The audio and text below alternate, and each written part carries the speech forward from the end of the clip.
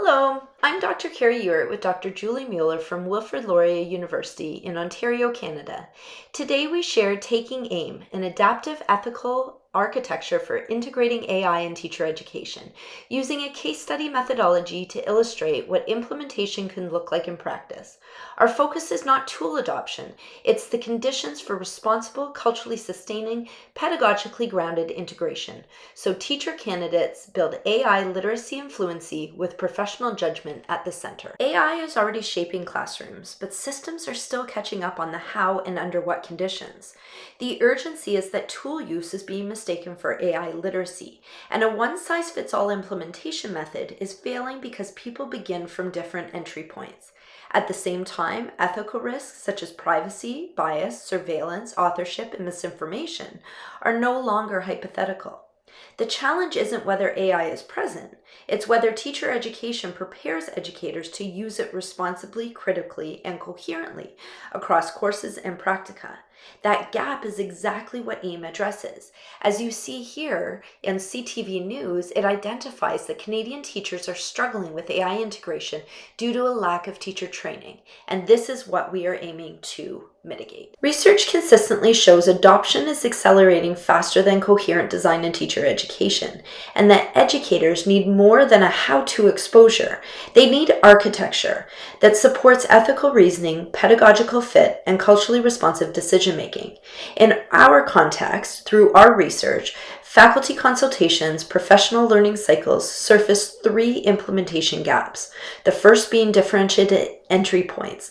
The second, time for sense-making between learning cycles.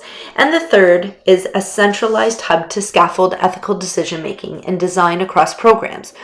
Those gaps became the design problem AIME was built to solve. Research also shows us that trustworthy AI use in education requires transparency, explainability, and human oversight at the forefront, and that culturally sustaining decolonial and equity-oriented AI integration remains uneven across literature. And this is exactly the development of the AIME architecture to fill these gaps within this literature. Our problem of practice is that teacher education needs a coherent way to embed AI literacy and fluency across the program without sacrificing equity, cultural responsiveness, or professional judgment. Early work showed that scattered workshops, isolated frameworks, and ad hoc tool experimentation weren't enough to create consistent implementation that honored diverse knowledge systems and accountable practices. AIME was designed as a dual solution. It works at an individual learning level and at an institutional implementation level, so practice and policy can evolve together. The guiding question for our research is how can AI literacy be effectively and ethically embedded into post-secondary teacher education to prepare future educators for critical learner-centered AI integration in diverse classrooms. When examining different frameworks for our research, we began by examining strong existing lenses, but none alone handled the full complexity of Canadian teacher education plus system implementation. Looking at the ethical, sociocultural, and human-centered aspect, we examined CATE and EASE. CATE helps distinguish AI education from educational AI and foregrounds cultural intelligence and ethical reasoning. EASE supports governance thinking, ethics, adoption, suitability, and explainability. Now, from a digital fluency learner-centered pedagogy, we examined TPAC and TPAC AI, sections, and SAMR. The TPAC and TPAC AI insists that pedagogy must remain central, and AI intensifies ethical and contextual demand. Bates' section model helps evaluate tools realistically. From looking at students, ease, cost, teaching functions, interaction, organization, networking, and security, it really helps guide the design as well as what tools will be located. Now, finally, the SAMR supports task redesign trajectories by looking at the infusion of technology in realistic forms. Now, finally, with the adaptive design, we examined the liberatory design thinking model that keeps equity, power, and co-creation central. AIME is intentionally synthetic. It takes what is useful across all of these particular frameworks and models and turns it into a practical architecture that can be taught, used, and evaluated in real programs. AIME centralizes the learner. It begins with one non-negotiable, that AI decisions start with learners, their identities, agency, needs, and contexts. That means that we resist tool-first decision-making and instead ask who benefits, who might be harmed, what knowledge systems are centered or erased, what new barriers could be introduced. AIME treats AI as an operational pedagogical context, not a productivity add-on. So teacher candidates learn to teach with AI and about AI in ways that protect dignity, voice, and relational accountability. The core of AIME is 4 interwoven pillars.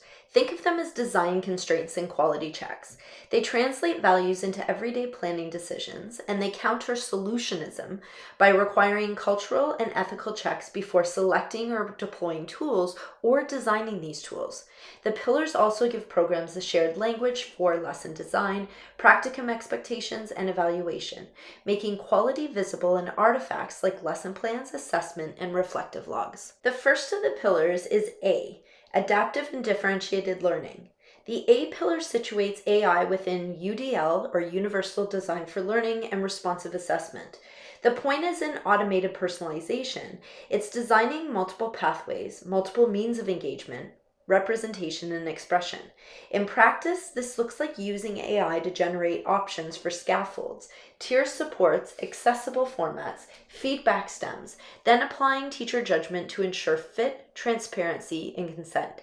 Teacher candidates learn that differentiation with AI is a design problem.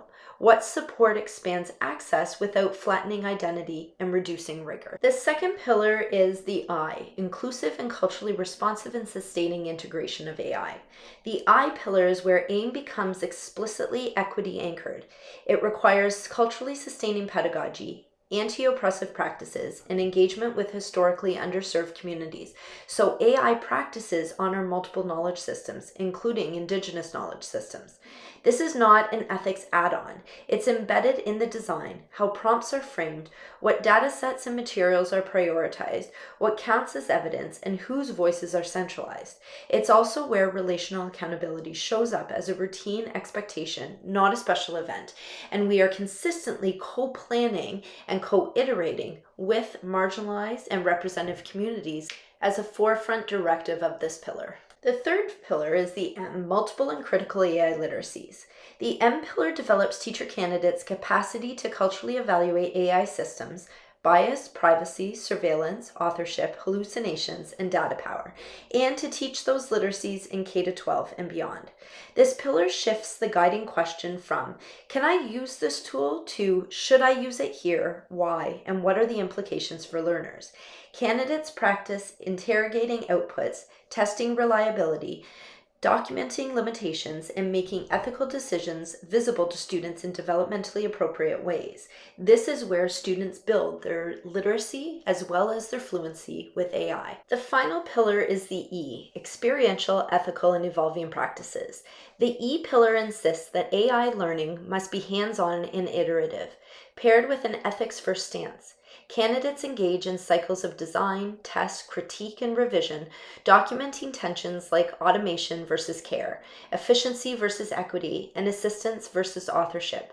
The evolving piece matters. AI changes, so our commitments must be stable, while our practices remain adaptive through reflection logs, ethics checkpoints, and continuous improvement. AIME organizes implementation through 3 phases because reasonable adoption is work that changes. It's not a tool rollout.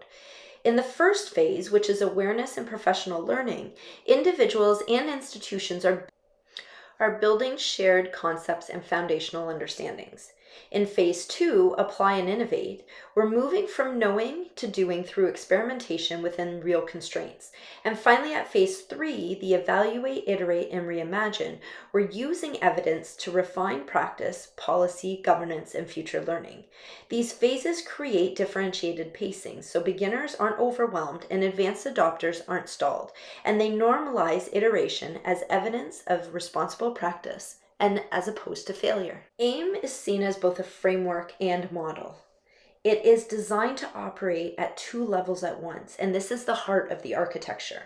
As a model, AIME supports individual learning, how faculty and teacher candidates build AI literacy and move towards AI fluency over time, using the pillars as design constraints. The model positions AI as an operational medium, always situating the learner's needs at the very center within a cultural context. As a framework, AIME organizes system-level implementation, policies, structures, professional learning sequences, program alignment, and governance. It ensures coherence so AI integration isn't dependent on individual comfort or isolated champions. The key is that AIME links everyday practice such as lesson design, assessment, practicum decisions to long-term institutional change without losing that equity and accountability. The distinction matters because practice, policy, and research must inform each other. As a model, AIME supports how people develop understanding and practice. As a framework, it ensures the structures and guardrails that make that practice safe, consistent, and scalable within educational and institutional contexts. And the relationship is bidirectional. What we learn in classrooms and practica should also help shape policy and professional learning, and institutional commitment should shape what counts as quality practice. That's how we move from fragmented adoption to coherent, accountable integration. What AIME looks like in practice, we have a matrix that you'll find in our conceptual paper that has been handed in for the site conference. Now this matrix is how we make AIME usable. It maps the 4 pillars across the 3 phases, and it shows AIME working simultaneously as a model and a framework. In phase 1, teams build shared language and explore AI-supported differentiation while surfacing critical literacies, bias, privacy, and data systems. In phase 2, teacher candidates apply and innovate through lessons and practicum design, while the institution resources and embeds that work through aligned expectations and supports within our curriculum.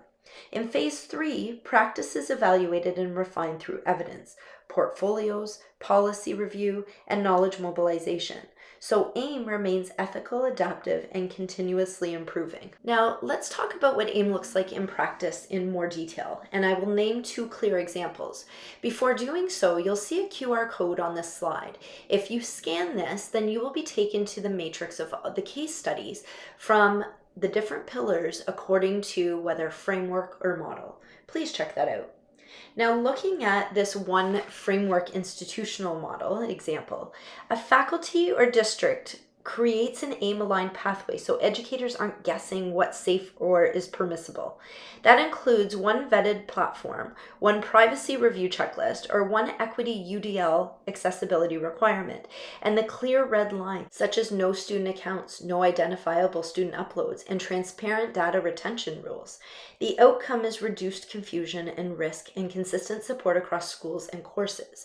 Now, this particular example is a pen to prompt, which was an AI writing companion tool designed through the use of AIME with representatives from different boards and different consultations of literacy to ensure that across boards that this particular tool was implemented in culturally responsive, adaptable, and sustaining ways. Now, using AIME as a model in a classroom example, taking this same idea of the board-approved pen-to-prompt AI tool, we now take it into the classroom to be used individually, where AIME is used to guide the co-writing, where through the use of this co-writing tool, the student remains at the center of it all, and their cognitive abilities remain central to the writing experience. The student chooses, revises, reflects, and the student's voice is what is heard, not AI.